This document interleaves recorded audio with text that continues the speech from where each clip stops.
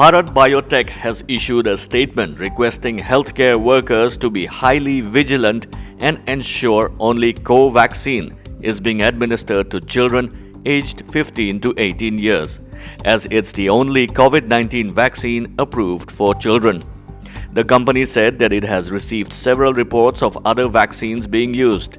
This comes as a 16-year-old boy was mistakenly given Covishield in Maharashtra's Nashik.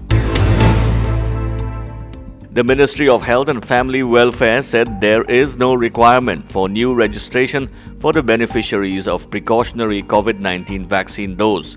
Eligible population can directly take an appointment or walk in to any vaccination center. COVID-19 vaccine booster dose will be given to healthcare and frontline workers and those over 60 years of age with comorbidities.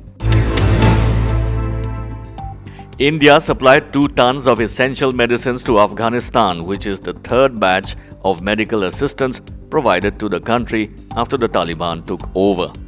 India stands committed to continue our special relationship with the people of Afghanistan and provide them humanitarian assistance, said the Ministry of External Affairs.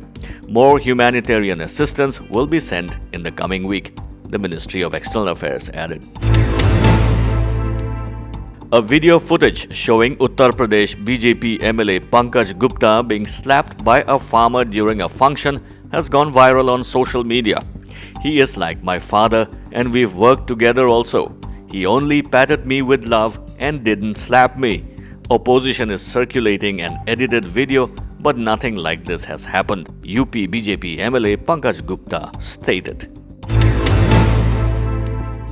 A senior basic school in Palakkad, Kerala has told its students to address teachers as teacher, not as sir or madam.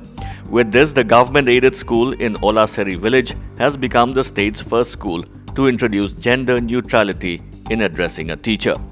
The idea was first introduced by a male staff member, headmaster of the school, Venugopal H, said.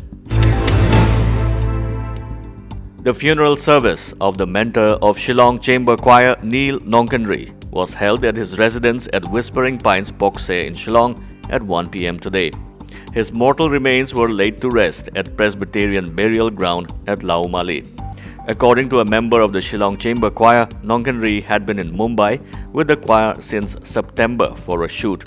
The 51-year-old who had an ulcer was taken to the hospital where an emergency surgery was done. But as his condition remained critical, he was kept under observation until he passed away on Wednesday. An autonomous drone helped save the life of a 71-year-old man who was suffering a cardiac arrest in Sweden.